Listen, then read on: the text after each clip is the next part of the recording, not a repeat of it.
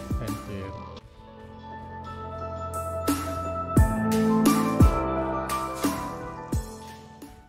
Selamat pagi para siswa semuanya. Kita berjumpa lagi pada materi Bahasa Indonesia, yaitu mengenai informasi dalam teks eksplanasi. Pada materi kali ini kita akan melakukan pertemuan sebanyak 4 kali. Karena kondisi online maka 4 kali pertemuan kali 60 menit. Ya, tapi sebetulnya lebih banyak daripada yang biasanya malah ya, mungkin karena online. Oke, kita lanjutkan pada materinya. Yang harus kalian pelajari pada materi kali ini yaitu mengenai mengidentifikasi dan mengkonstruksi informasi dalam teks eksplanasi ya. Jadi 3.3 dan 3.4 ya di sebelah sini ya. Oke, lanjutnya.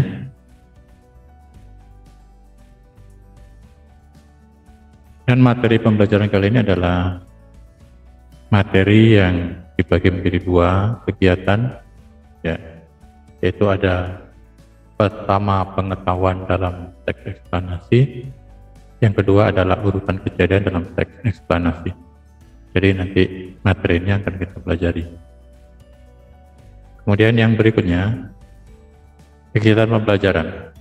Jadi setelah mempelajari pelajaran ini, diharapkan kalian dapat mengidentifikasi informasi pengetahuan berupa gagasan umum dan fakta penting dalam teks eksplanasi, lisan dan tulis dengan cermat, teliti dan penuh tanggung jawab agar dapat diterapkan dalam kehidupan sehari-hari. Jadi mengidentifikasi ya. Lanjut, uraian materi. Sekarang pengertian dari teks eksplanasi itu sendiri adalah teks eksplanasi adalah teks yang berisi tentang proses mengapa dan bagaimana suatu peristiwa itu terjadi. Ya, seperti alam, ilmu pengetahuan, sosial budaya, dan lain sebagainya. Suatu peristiwa, baik peristiwa alam maupun sosial yang terjadi di sekitar kita, selalu mempunyai hubungan sebab akibat dan proses. Nah, hubungan sebab akibat dan proses itulah merupakan suatu kejadian yang merupakan bentuk dari, kalau kita tulis, itu menjadi bentuk teks eksplanasi. Ya, kita lanjutkan. Kemudian tujuan dari pembelajaran teks eksplanasi ini adalah yang pertama menjelaskan fenomena yang terjadi. Yang kedua adalah menjelaskan sebab akibat suatu peristiwa. Kemudian yang pertama, memahami informasi dalam teks eksplanasi. Secara etimologi, istilah informasi berasal dari bahasa Latin informatinem, yang artinya ide, kode, atau garis besar. Informasi dapat disajikan dalam beragam bentuk, mulai dari tulisan, gambar, tabel, diagram, audio, video, dan lain sebagainya. Umumnya, penyampaian suatu informasi dilengkapi dengan data dan fakta yang telah melalui suatu pengolahan. Ini adalah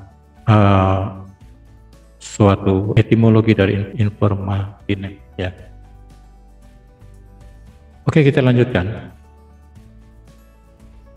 Informasi dapat dibedakan menjadi 4 jenis. Yang pertama, informasi berdasarkan sifat.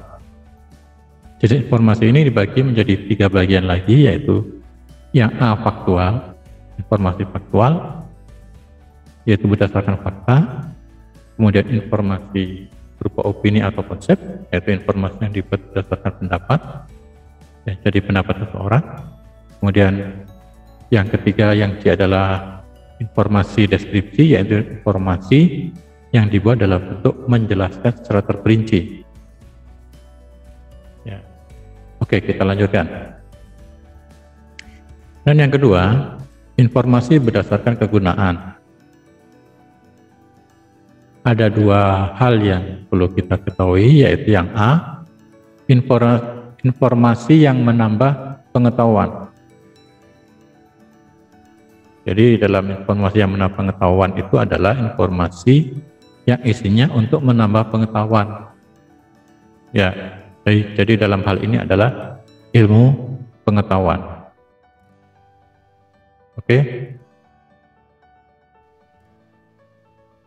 Kemudian yang B, informasi berdasarkan penyajian, yaitu informasi yang disampaikan dalam beberapa bentuk, misalnya artikel, audio, gambar, video, dan sebagainya. Jadi informasi visual ya, buat dengan informasi visual. Kemudian yang ketiga, informasi berdasarkan bidang kehidupan.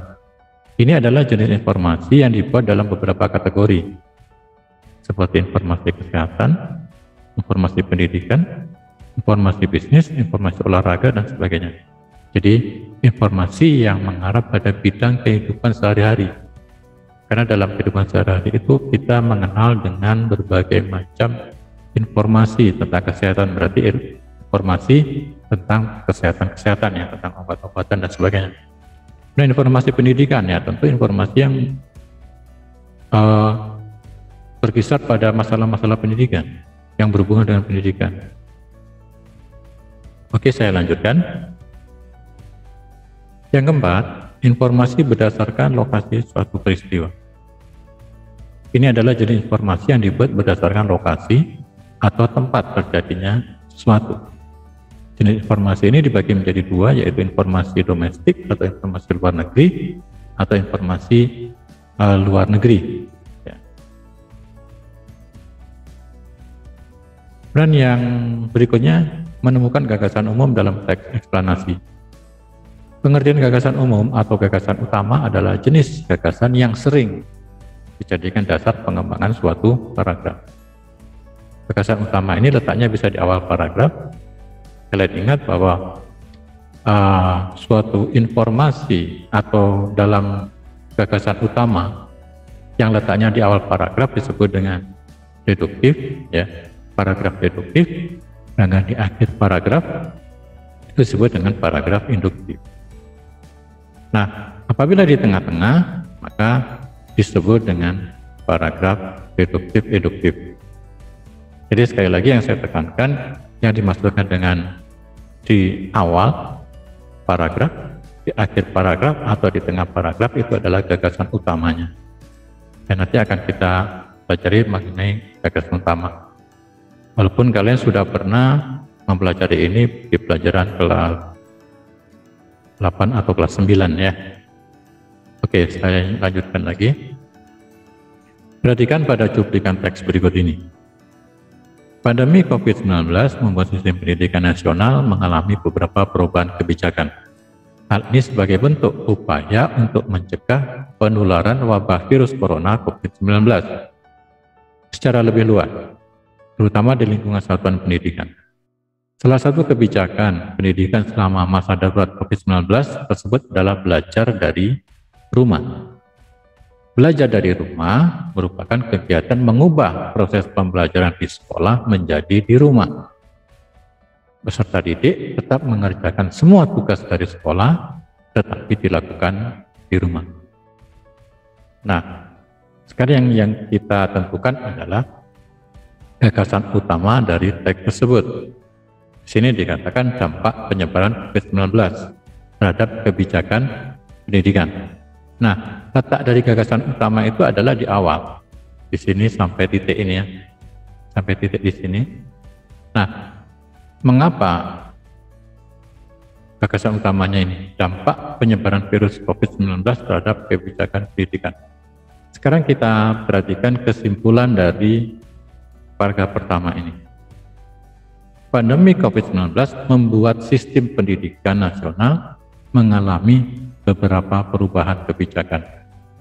Nah, mengalami perubahan kebijakan ini adalah, ini kan sebuah dampak dari COVID. Nah, karena dampak dari COVID itulah, maka ada perubahan dalam pendidikan. Ya, jadi kesimpulan dari ini atau ide atau pokok pikiran dari kalimat pertama ini, itulah disebut dengan gagasan utama. Nah, gagasan utama tidak hanya satu saja, tapi ada beberapa. Ya, ini bisa beberapa gagasan utama. Kalau yang tadi kan dampak penyebaran virus COVID-19 terhadap kebijakan pendidikan, bisa saja di sini saya berpendapat bahwa sistem pendidikan nasional mengalami perubahan kebijakan karena terjadinya COVID-19. Tetapi pada intinya, gagasan utama itu merupakan inti dari kalimat utama. Ya, inti dari kalimat utama sampai titik ini sebetulnya. Oke, saya lanjutkan lagi. Perhatikan pula teks berikut. Sesudah pengakuan kedaulatan pada tanggal 27 Desember 1949, bangsa Indonesia menanggung beban ekonomi dan keuangan. Sebagai akibat ketentuan-ketentuan hasil KMB, Konferensi Meja Bundar, Indonesia harus menanggung beban utang luar negeri dan dalam negeri. Padahal struktur ekonomi Indonesia pada waktu itu masih tergantung pada beberapa jenis perkebunan. Situasi politik yang tidak stabil semakin meningkatkan pengeluaran negara. Akibatnya anggaran pemerintah menjadi defisit. Ini adalah teks wacananya. Sekarang kita perhatikan. Teks di atas juga bersifat eksplanatif. Gagasan umumnya tentang beban keuangan pemerintah di tahun 1949. Ya, jadi beban keuangan. Ya, ini beban ekonomi dan keuangan. Tapi sebetulnya kalau lebih lengkap lagi di sini dikatakan beban ekonomi dan keuangan pemerintah di tahun 1949. Ya. Itu adalah gagasan utamanya. Nah, gagasan umum atau gagasan utama atau gagasan pokok terletak pada bagian awal paragraf. Dengan demikian, cuplikan tersebut pun dapat digolongkan ke dalam paragraf reduktif. Ya. Oke, kita lanjutkan. Menemukan fakta penting dalam teks eksplanasi. Teks eksplanasi dapat disamakan dengan teks yang memaparkan prosedur atau proses terjadinya fenomena.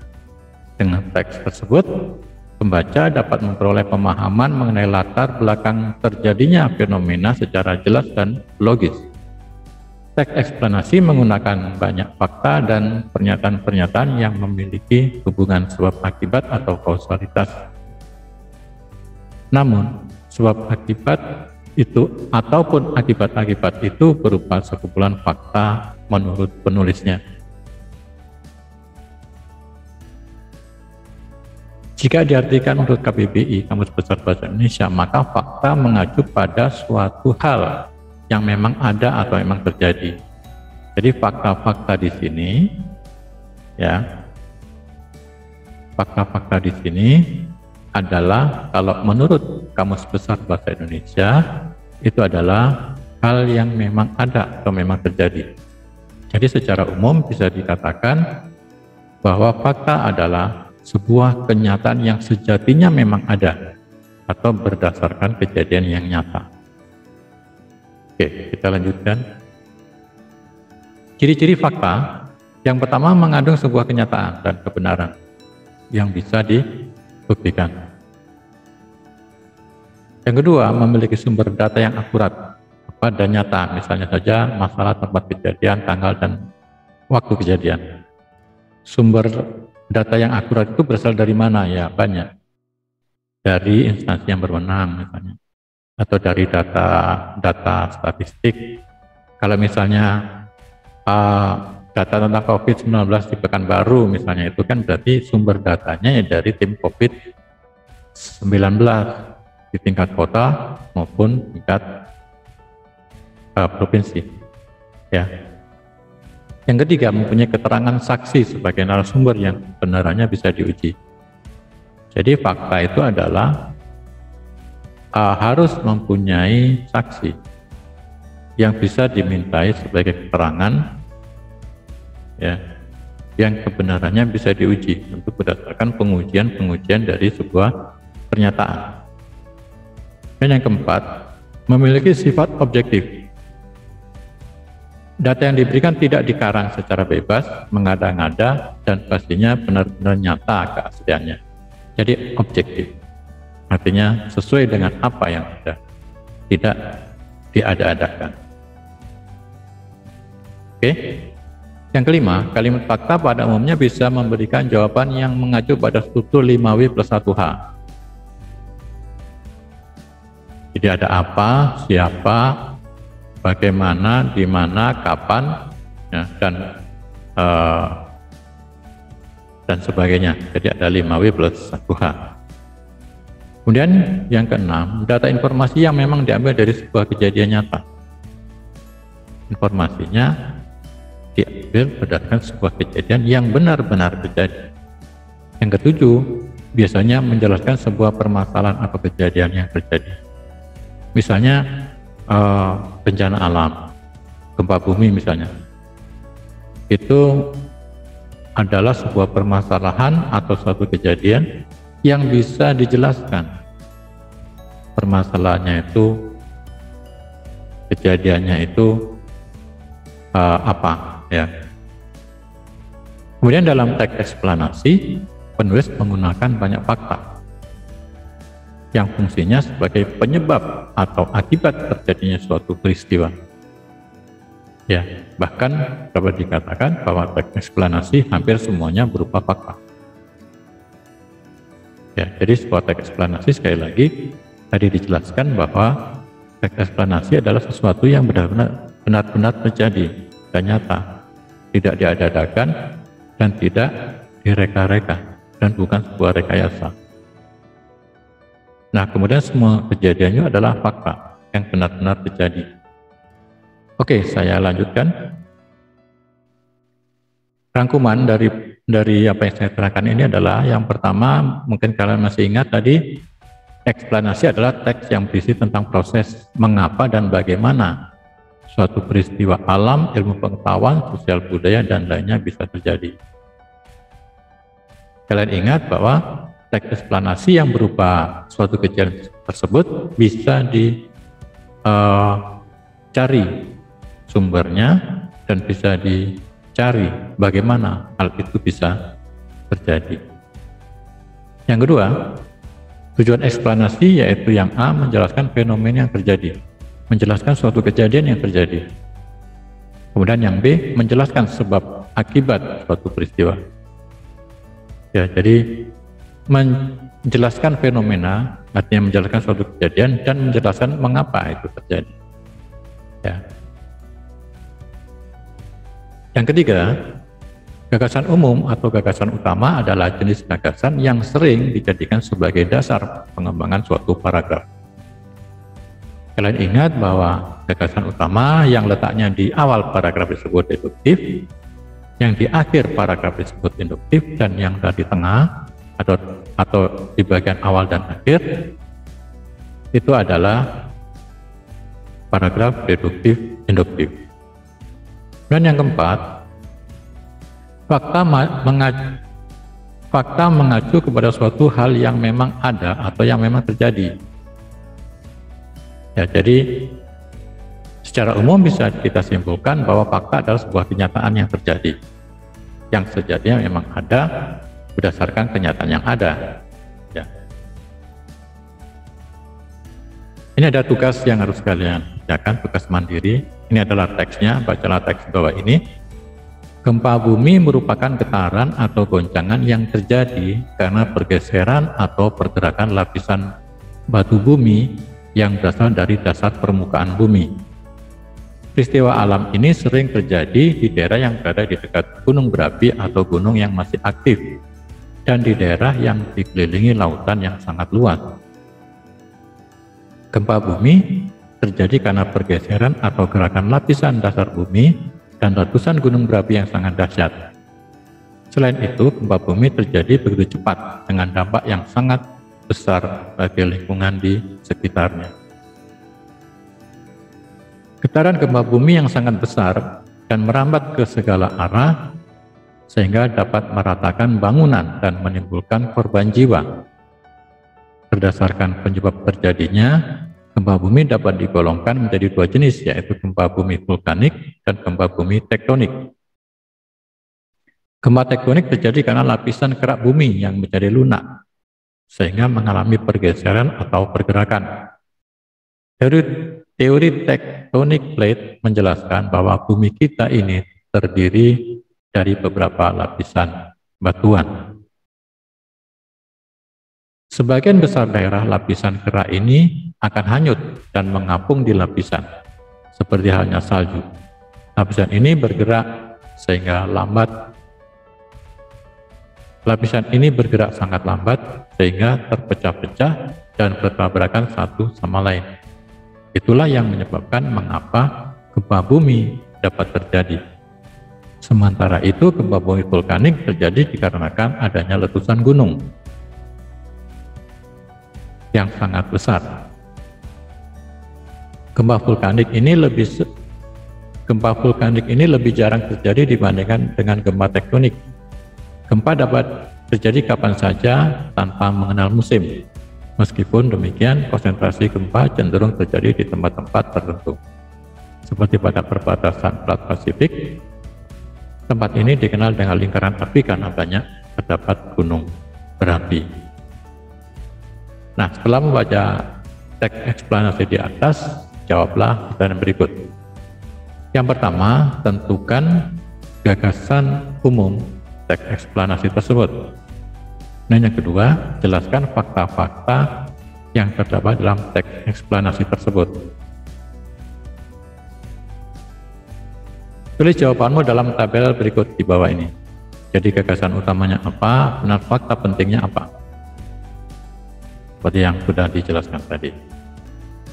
Oke, demikian apa yang sudah saya terangkan ini kalian kerjakan dengan baik.